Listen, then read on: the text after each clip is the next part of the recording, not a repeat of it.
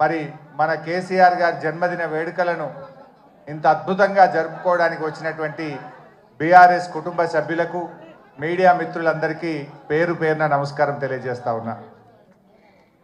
నిజంగా ఈరోజు కేసీఆర్ గారి జన్మదినం రాష్ట్రం అంతా కూడా ఒక పండగలాగా జరుపుకుంటా ఉన్నారు.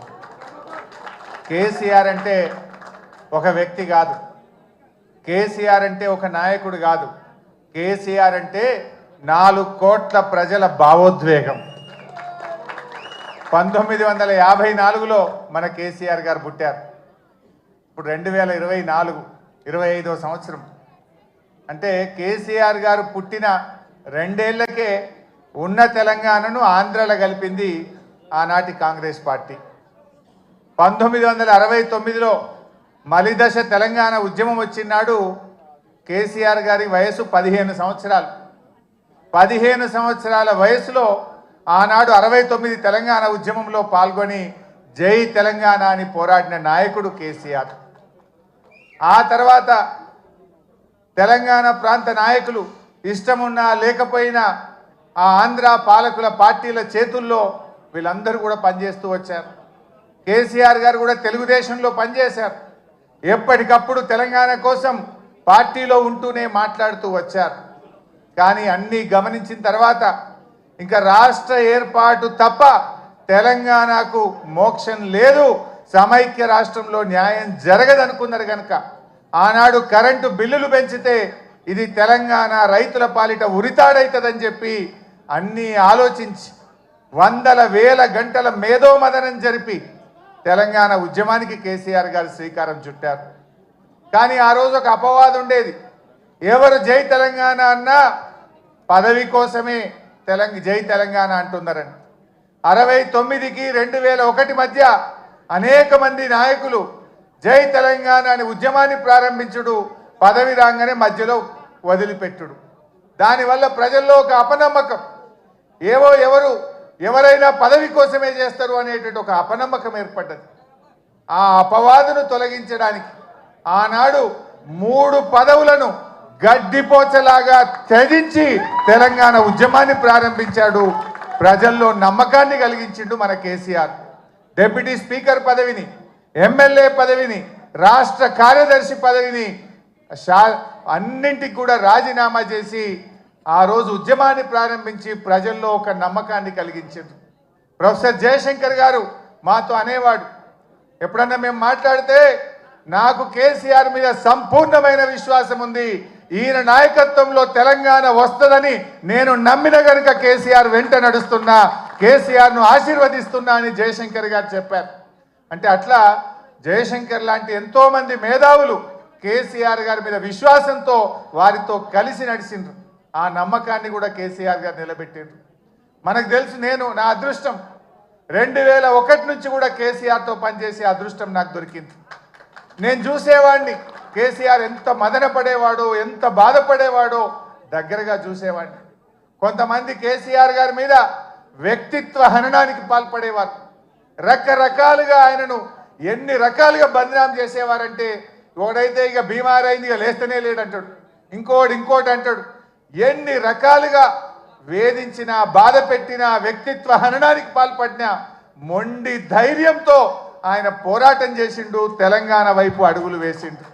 That is KCR. ఎక్కడ బాధపడ్డా, కుంగిపోయినా, వెనకడుగు వేసిన, పదవులకు ఆశపడినా ఇవాళ మనం తెలంగాణలో ఉండేవాళ్ళం కాదు. ఇవాళ తెలంగాణ వచ్చిందంటే అది కేసీఆర్ గారి మొండి పట్టుదల, ధైర్యం, ఆయన పోరాటం వల్ల ఇవాళ తెలంగాణ వచ్చింది. నవంబర్ 29, 2009 ఇది ఇవాళ డిసెంబర్ 17 ఫిబ్రవరి 17 మనకు ఎంత ముఖ్యమో నవంబర్ 29 కూడా చరిత్ర పుటల్లో అంతే ముఖ్యమైన దినం. ఆనాడు కేసీఆర్ గారు ఇంకా లాభం లేదు, కేసీఆర్ చచ్చుడో తెలంగాణ వచ్చుడో, అయితే తెలంగాణ జైత్రయాత్ర లేదంటే నా శవయాత్ర అని చెప్పి ఆమరణ నిరాహార దీక్ష కూర్చున్నటువంటి నాయకుడు మనం చూసాం. గాంధీజీ గారి సత్యాగ్రహం చూసాం, పొట్టి శ్రీరాములు గారి ఆమరణ దీక్ష చూసాం.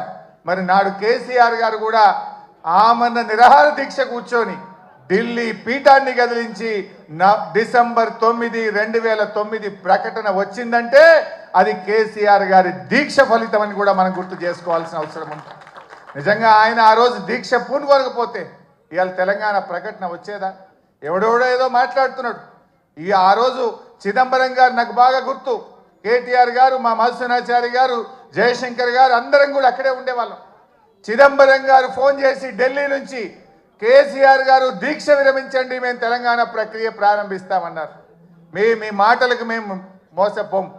మీరు స్పష్టంగా ఢిల్లీ నుంచి తెలంగాణ రాష్ట్ర ఏర్పాటు ప్రక్రియ ప్రారంభిస్తున్నామని స్పష్టమైన ప్రకటన కేంద్ర ప్రభుత్వం నుంచి చెప్తే తప్ప నా దీక్ష విరమించను అని చెప్పి కేసీఆర్ గారు చెప్పింది. అప్పటికి 11 రోజులైంది.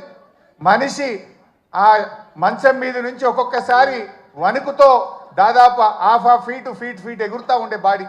తన కంట్రోల్లో తాను లేదు, కానీ ఆ పట్టుదల మాత్రం సడలేదు. మా కళ్ళల్లో నీళ్లు తిరుగుతున్నాయి, ఎంతో బాధపడ్డాం.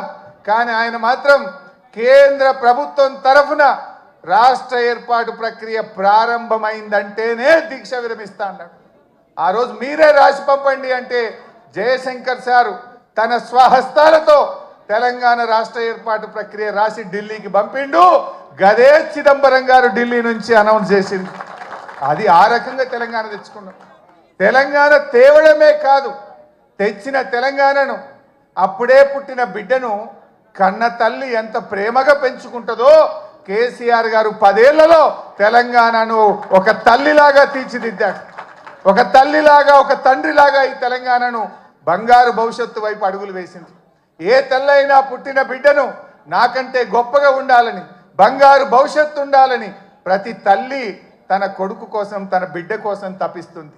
అలా కేసీఆర్ గారు ఈ సాధించిన తెలంగాణను త్రాగునీటిలో, సాగునీటిలో, విద్యుత్ రంగంలో ఏ రంగం తీసుకున్నా ఈ దేశానికి రోల్ మోడల్గా, అన్ని రాష్ట్రాలకు ఒక మోడల్గా, ఒక దిక్సూచిగా తెలంగాణను తయారు చేసింది. కేసీఆర్కు తెలంగాణకున్న బంధం ఇది పేగు బంధం, తల్లి బిడ్డల బంధం. కేసీఆర్కు తెలంగాణ ప్రజలకున్న బంధం. కొంతమంది తెలిసి తెలియక మాట్లాడుతుంటారు, కానీ కేసీఆర్ ప్రతి నిమిషం తెలంగాణ కోసమే ఆలోచించిండు. ఈ మధ్యలో రేవంత్ రెడ్డి మాట్లాడుతుండు, నేను 2020 మ్యాచ్లు ఆడుతున్నా అంటుండు. నువ్వు 2020 ఆడతావేమోగా, నువ్వు 2020 ఆడవు. వాస్తవంగా నువ్వు 2020 దేనికి ఆడతావు అంటే పైసల కలెక్షన్కి ఆడతావు. అసలు నువ్వు ఆడే మ్యాచ్ అంతా కూడా తొండి, నీదంతా తొండి మ్యాచ్ ఉంటుంది, తొండి ఎగ్గొట్టే మ్యాచ్.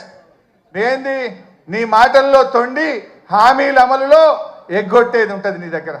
కానీ కలెక్షన్లో మాత్రం 2020 ఆడతావు నువ్వు. ఎందుకంటే నువ్వు ఎన్ని రోజులు ఉంటావో నీకే తెలియదు. ఆగమాగం ఉండవు నువ్వు. దీపం ఉండగానే ఇల్లు చక్క పెట్టుకోవాలని 2020 కలెక్షన్ స్టార్ట్ చేసినావు. కానీ కేసీఆర్ అన్నీ ఆడతాడు. ఆయన టెస్ట్ మ్యాచ్ అయినా అద్భుతంగా ఆడతాడు, వన్డే అయినా అద్భుతంగా ఆడతాడు, 2020 అయినా ఆడతాడు. ఎప్పుడు ఏదాడలో గదా ఆడతాడు. కేసీఆర్ ఎప్పుడు ఏదాడాలో ఆడతాడు. అవసరమైతే డిఫెన్స్ కొడతాడు, అవసరమైతే 6 కొడతాడు. కానీ ఇవాళ తెలంగాణ ప్రజలు ఏ పల్లెల్లో పోయినా, ఎక్కడ పోయినా ఏమంటున్నారు? మళ్ళీ కేసీఆరే రావాలి, మా కేసీఆర్ మాకు కావాలి అని ప్రతి నోట. ఇది నేనేదో ఉపన్యాసం కోసం చెప్తలేను. కారులో పోతా ఉంటే సిగ్నల్ పడితే పాపం ఉన్నది, ఇట్లా తలుపు కొట్టి అద్దం దించి సార్ కేసీఆర్ కావాలి, మళ్ళా మనమే రావాలి, వీడు బాగలేడని. అది ట్యాక్సీ డ్రైవర్ కావచ్చు, ఆటో డ్రైవర్ కావచ్చు, అది ఎవరన్నా కానీ, ఆ రోడ్డు మీద పోయే పిల్లలు కావచ్చు, మళ్ళీ కేసీఆర్ కావాలని మాట్లాడుతున్నారు. ఇది ఈరోజు తెలంగాణ సమాజం కోరుకుంటుంది.